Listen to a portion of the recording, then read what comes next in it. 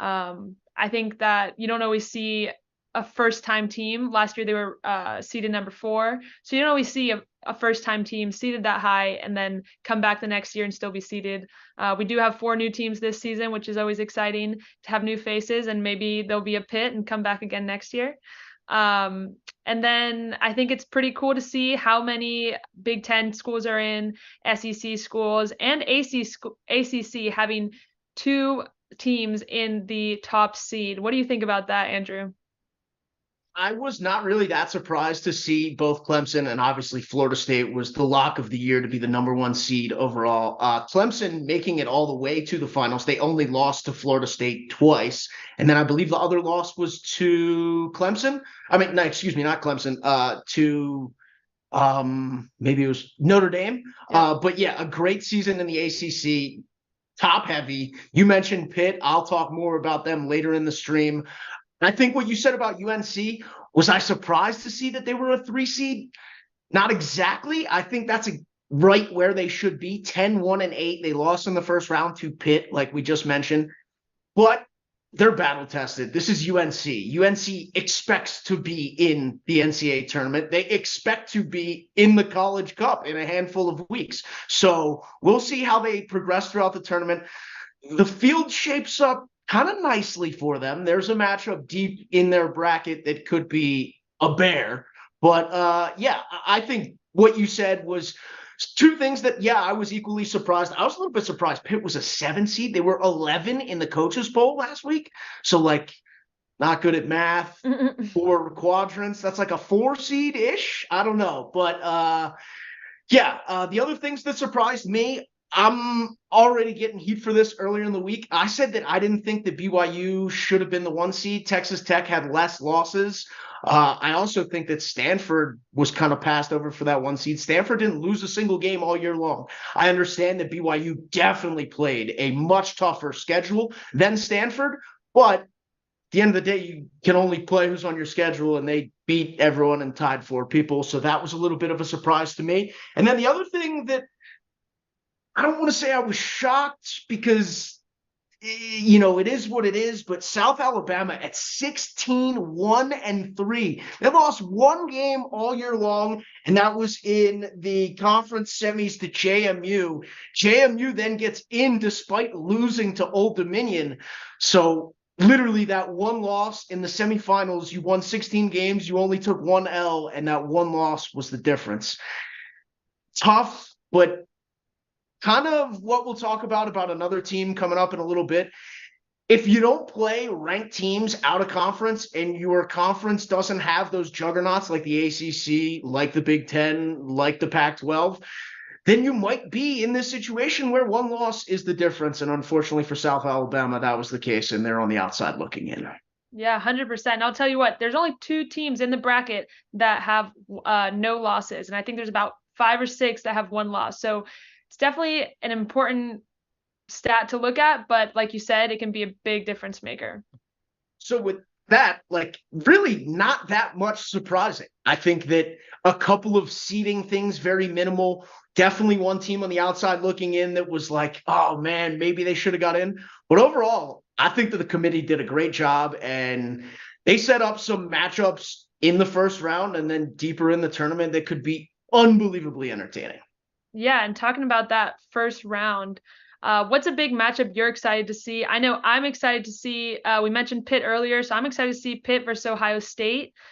Pitt's only been in the tournament. This is their 2nd time, like I said before, and Ohio State, I think, is going on their 25th appearance. They've had the same coach that's led them into the tournament a bunch of times. So the 2 teams actually haven't shared a field in about 10 years. So I think that's going to be a really, really good matchup. What do you think about that one? Of that matchup. We'll get more into my thoughts on Pitt later in the stream here. But yeah, Ohio State came out of the Big Ten. The middle of the Big Ten was really kind of crazy. It felt like Ohio State, Indiana, Wisconsin, Michigan State, Michigan. Any of those teams could beat each other at any point, which I think will bode well for Ohio State as they head into the tournament. But Pitt's a dog. I think Pitt's going to be a force to be reckoned with. I like Pitt in that matchup. I'm going to flip the script on you. I got 2 first-round matchups that I really liked. Both were 6 seeds versus We got St. Louis versus Indiana, A10 champs, 6 straight years that the Billikens have won the A10. And then Indiana, who came out of nowhere, they improved their win total by 9 wins over last season. Erwin Van Bennekom, great coach, 5th season. He's finally got the ball rolling in the right direction. What do you think about that matchup? I mean, look, when you have a team who's turned everything around like that and they've gone from one season to the next to really just completely change their record and their mindset and how they look as a team, I think that's really dangerous. There's always a top team that comes back and wins the tournament every year, and they'll make it to the NCAAs and they're used to it. But I think having a team who's just built so much in such a short time is kind of a fire that's really tough to deal with. So I'm Team Indiana going into that matchup for sure. And here's a stat that would bode well for you: 6 straight Atlantic 10 titles for the Billikens. They haven't won an NCAA tournament game during that stretch, so that bodes well for you. But I'm on the other side of this one, Maria. I'm going to take St. Louis to get it done this time around. I think that the run for Indiana was fun. It was great. That was actually one of the stops that we made on our college road trip. The second stop was with the Indiana women's team. They were a joy to work with. I've been really pulling for them throughout the year. A couple times named the NCAA Digital Women's Soccer Team of the Week. They had a Player of the Week, Jamie Gerstenberg, the goalkeeper. I think the Billikens are coming for this one. I think the Billikens get the job done. All right, I guess we'll have to find out later on, huh?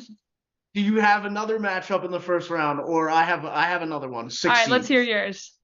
Tigers on Tigers. I got Memphis, the 6th seed, versus LSU, the 6th seed. Memphis with 1 loss this season on the way to an American Athletic Conference title. LSU, kind of a middle-of-the-road team in the SEC, but playing in the SEC versus the American Athletic Conference, you're going to face tougher competition, and I think that that's going to have LSU well prepared in this Battle of the Tigers. Yeah, I think you got a point there. I saw in your predictions that you had an upset there, which we always love a first round upset.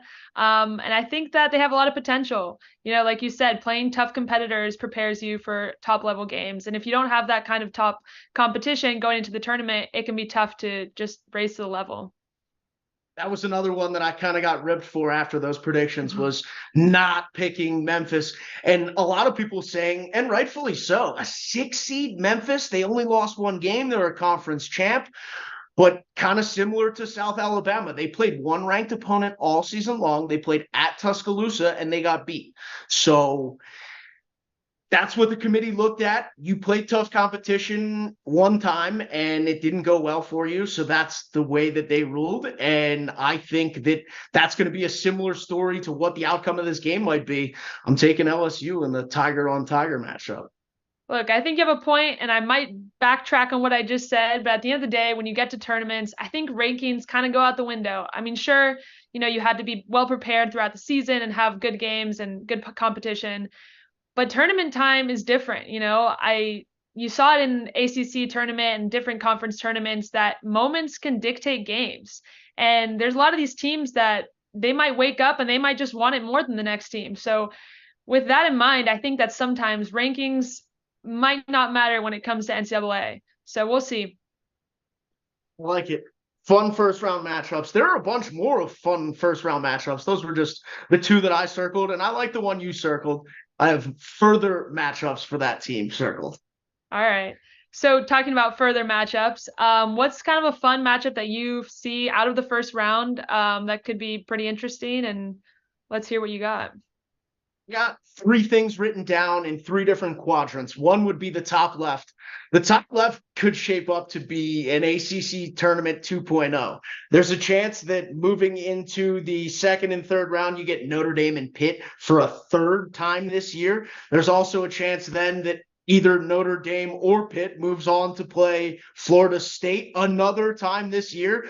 It's fun that bracket shapes up like that, because on the other side, there's another one where conference crown was decided late in the season in the Pac-12. UCLA hosting Stanford. A tie got the job done for the Bruins, and now they will get to host that game if it happens in the quarterfinals. That's the bottom right quadrant. Stanford, UCLA could happen in the quarterfinals with a trip to Cary on the line. Both of those would be a ton of fun.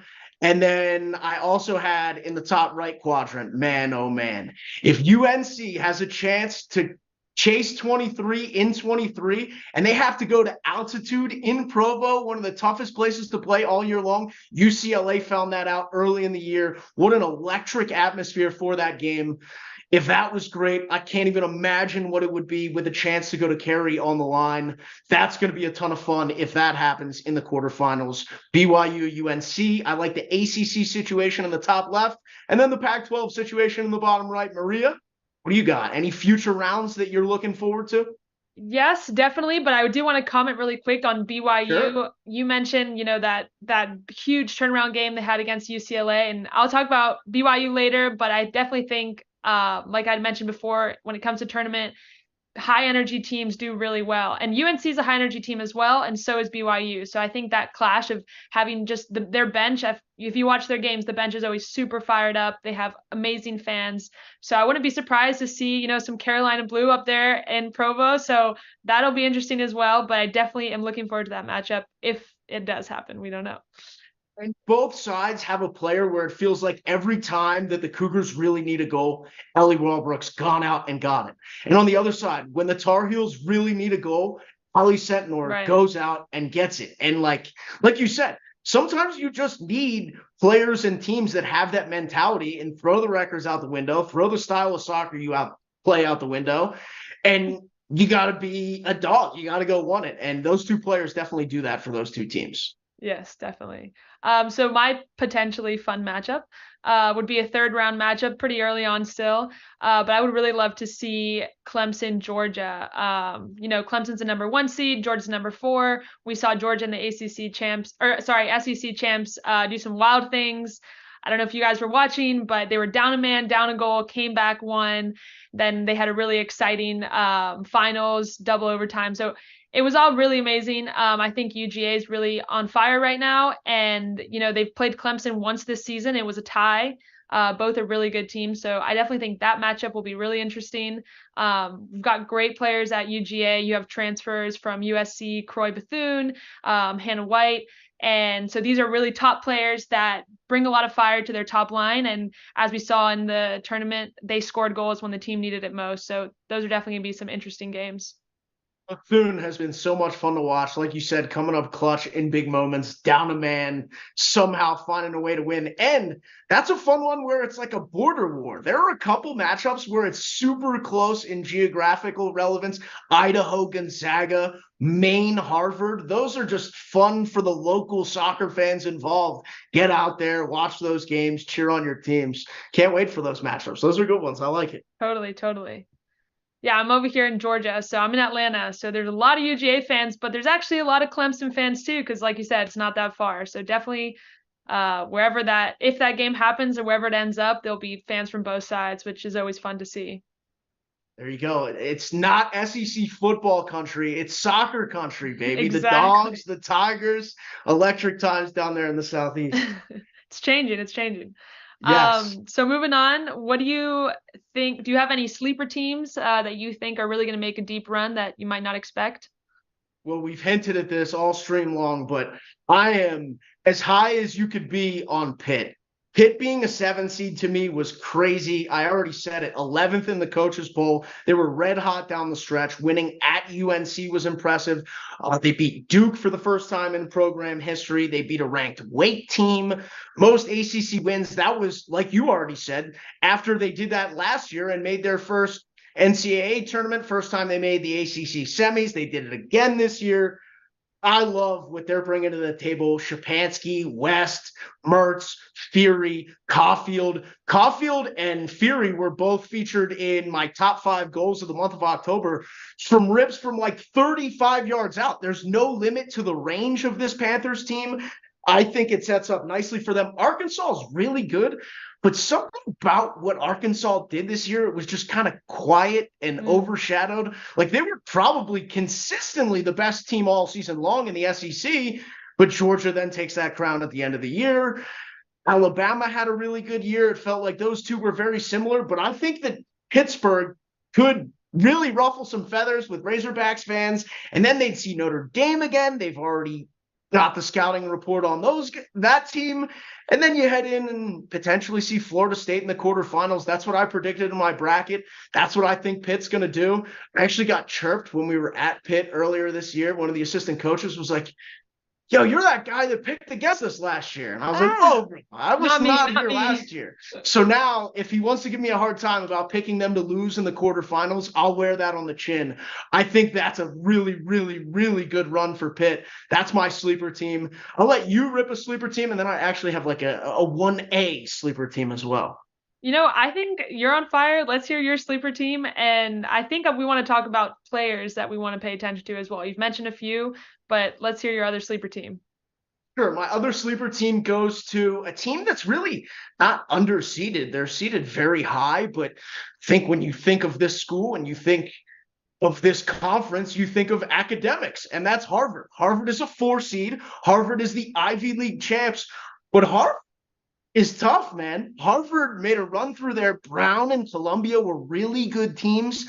I think that there's a chance that Harvard could make a run. I picked them to beat Maine in the first round. I made a nice joke in there. I don't know if you've ever been up there. Got to grab a lobster roll if you're in the New England area. Maine, Harvard, lobster rolls. Sounds like a great day for some soccer. Then they would play Michigan State in the second round. Tough matchup, but a winnable matchup. I really do think that Harvard wins a pair of games in this tournament. And then they'd have to go to Provo. And unfortunately for the Crimson, I think that their run would come to an end in altitude. But that's a fun run for them. I think that anytime an Ivy League team could make a run and grab 2 wins in the tournament, whether it's soccer, basketball, or any sport, that's a tip of the cap, and kudos to them. I think Harvard had a great year, and they're going to keep it rolling here in the tournament. Yeah, and it was interesting to watch. The Ivy League had their first conference tournament this year, which was super exciting. It's always fun, like I said, to compete in a tournament. So exciting for them. And good teams. I think it's 4 teams: Harvard, Columbia, Brown, Princeton. Yes. I'm not sure if I'm leaving anyone out, but those are really good teams, good programs that I wouldn't be surprised if any of those teams won at least a game. Yeah, for sure. And then just moving into players that we think we need to watch out for. I got a top pick, and I think we look at forwards and goal scorers a lot, but I think it's also important to look at goalkeepers. They're sometimes the rock of the team.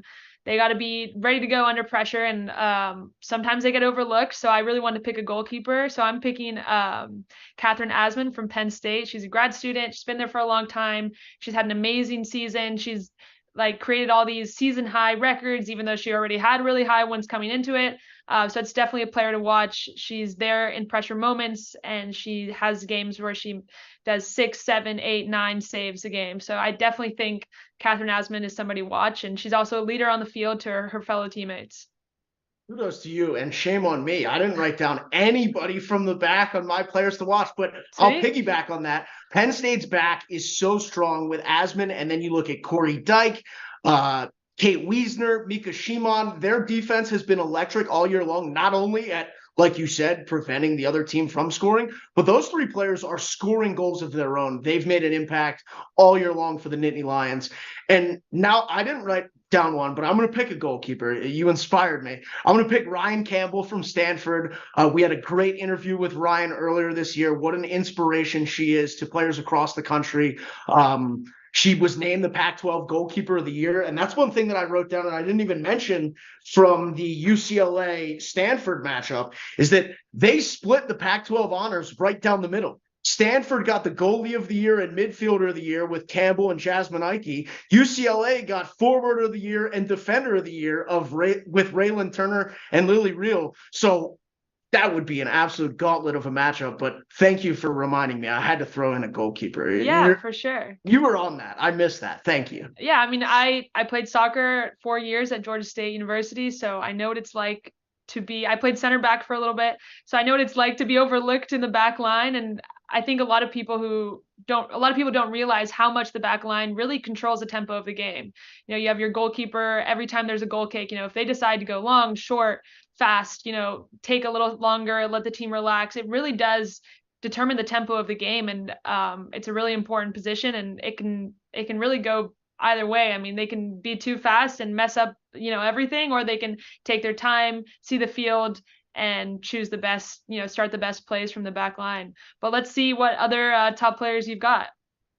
I had to go with the top goal scorers. The 3 top goal scorers in the country are all featured in this tournament. I can't believe it, but Nebraska's Eleanor Dale was not once featured as the NCAA Digital Women's Soccer Player of the Week, so shame on me. There?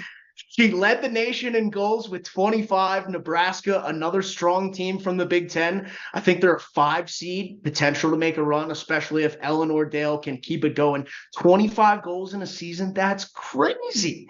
And then next to that, man, go down to Texas. They had one of the most prolific attacks in the country. Lexi Missimo led the nation in assists with 19, and then she was second in the country in goals scored with 24. Add Trinity Byers, her teammate, to that list, who was 4th in the country with 17 goals.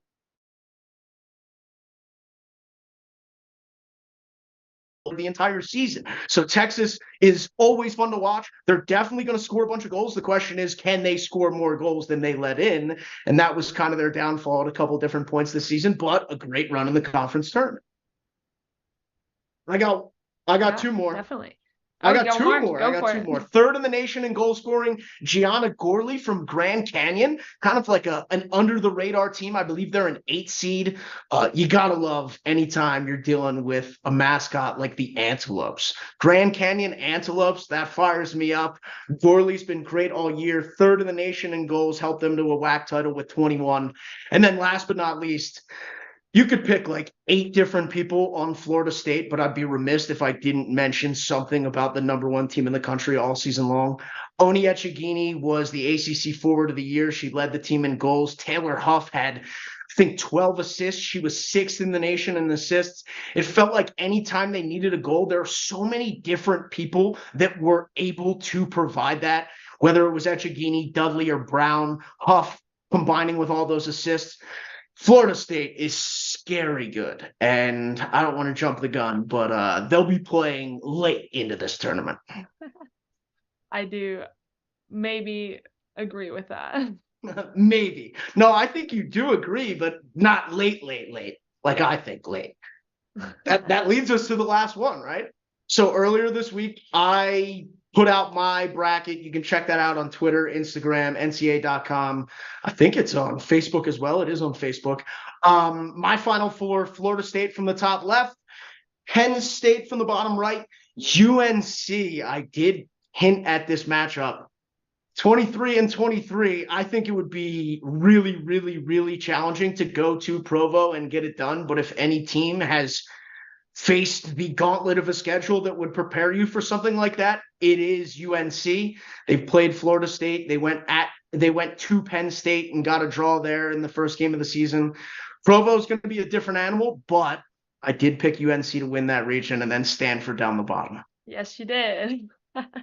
So I'll give my College Cup picks, and also a reminder, I've been seeing some of this on Instagram and Twitter and things. College Cup does mean the semifinals and the finals. The rest of the tournament is just the NCAA tournament.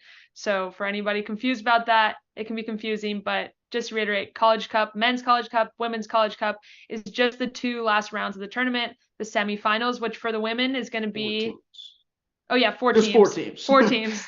For the women, it's going to be December 1st and 4th, right? And then men's will be later on, but we're not talking about them right now. But we'll be there. But we will be there. We'll be talking about it next week. Yeah. We'll see you guys there, maybe. Hopefully. Florida State, UNC, Penn State, and Stanford. That's what I said. We'll see what Maria said. What'd you say, Maria? So my semifinals, I've got Penn State versus FSU. Like I said, I'm a big fan of the back line of Penn State, and I think they can make it really deep into the tournament. But I do, and then the other semis, I have BYU, Stanford. We talk about teams that have a lot of energy, and BYU's that. Earlier in the season, they earned their first national ranking at number 1, which was huge for the program. And I think they've been on fire all season. They've had a few hiccups, but they're the type of team that when you go play at their house, it's pretty tough. And I know they'll be hosting a few rounds. So I think they're going to make it to the semis. And I think the final is going to be FSU, BYU. And hot take here, I think BYU is going to win it all. FSU's a great team. And I don't know. I think, like I said, tournaments thing, anything can happen, and you can be the number one team in the country almost all season long, it seems like. But in big moments, everything can change. So I'm going BYU all the way. One thing to note about BYU, something that's kind of fun and quirky about this bracket, their first regular season loss, and was it their lone regular season loss? I think it might have been, was to Utah State at Utah State. And what's going to happen in the first round of this tournament? The Aggies are going to be in Provo. And it was weird. Utah State, when that happened, was not a good team. Utah State had lost 5 games. It was like the middle of September. And then the rest of the way, they only lost 2 games. That really springboarded them into this run that got them into the NCAA tournament. I'm not going to say that they're going to get it done the second time around, but a very interesting matchup in the first round. When you think about a 1 seed, you don't generally think that you're going to rematch a team that beat you early in the season. I don't think it will be an issue for BYU this time around. That was kind of like in a letdown spot after a really big week, wins over UCLA. But great year for Utah State. And to get in the tournament and see that same team, I can't even imagine what that locker room's like. Like, they're thinking to themselves, we've done this before. Right. We can go do this. That can be dangerous, though. That can be dangerous. You're overestimating. You're like, this will be easy, whatever. So hopefully they're not thinking that. Just like if Pitt and Notre Dame end up seeing Florida State for another rematch. Florida State could be thinking to themselves, we've handled this. We've solved this problem before, but like you said, that can get you into some dangerous situations. Yeah, 100%. Well, Andrew, this has been really fun. I'm looking forward to the first round starting tomorrow on Friday, and then a few more games on Saturday as well. Yes, this is exciting times for women's soccer. Yeah, Friday, 4:00 is when it all gets started. You got the SEC champs versus the Conference USA champs. Georgia taking on Liberty. Tons of games Friday, tons of games Saturday.